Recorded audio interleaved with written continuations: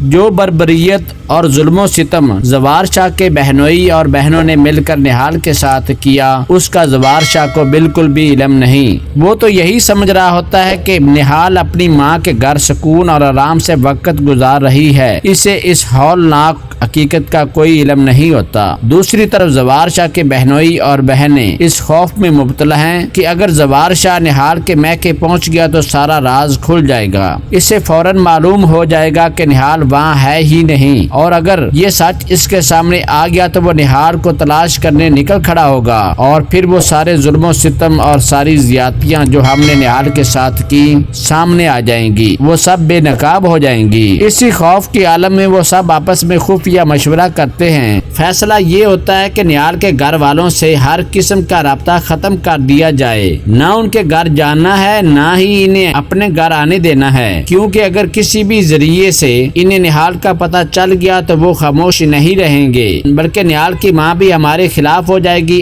اور اگر معاملہ کھل گیا تو ہم سب پر نہال کو نقصان پہنچانے کا الزام بھی آ سکتا ہے، یہاں تک کہ قتل کا بھی۔ لیکن وہ اس حقیقت سے بے خبر ہوتے ہیں کہ نہال نہ صرف زندہ ہے بلکہ محفوظ بھی ہے۔ نہال کو ایک نیک سیرت ڈاکٹر بچا لیتا ہے، ایک ایسا شخص جو خود اپنی بیٹی کو ایک المناک حادثے میں کھو چکا ہے۔ جب نہال ہوش میں آتی ہے تو وہ ڈاکٹر نہایت نرمی سے اس کی شناخت پوچھتا ہے۔ وہ نہال سے پوچھے گا تم کون ہو، کہاں سے آئی ہو اور تمہارے شوہر کا نام کیا ہے؟ نہال کپ کپاتی ہوئی آواز میں ساری حقیقت بیان کر دیتی ہے۔ وہ بتاتی ہے کہ وہ زوار شاہ سائیں کی بیوی ہے اور اس پر کیا کچھ بیت چکا ہے۔ ڈاکٹر نہال کی داستان علم سن کر بے حد دکھی ہوتا ہے اور وہ نہال کو اپنی بیٹی بنا لیتا ہے۔ اب وہ نہال کی حفاظت اور مدد کا فیصلہ کر لیتا ہے، اور یوں وہ نہال جو کل تک ٹوٹا ہوا عکس تھی آہستہ آہستہ مضبوط ارادوں کے ساتھ کھڑی ہوگی۔ اس کے صبر کا دامن چھلکنے والا ہے۔ اب وہ نہال جو برسوں ظلم سہتی رہی، کمزور نہیں رہی، شاید وہ لمحہ آ چکا ہے جب وہ اپنے ساتھ ہونے والے ظلم کا حساب لے گی۔ شاید اب وہ زوار شاہ کے محل میں صرف ایک بیوی بن کر نہیں واپس جائے گی بلکہ ایک طوفان بن کر لوٹے گی۔ دوستو، اگر آپ کو میری آج کی یہ ویڈیو اچھی لگی ہو تو اسے لائک اور میرے چینل کو سبسکرائب کرنا مت بھولیے گا، تاکہ میری ہر آنے والی ویڈیوز آپ کو بر وقت ملتی رہیں۔ اپنا خیال رکھیے گا،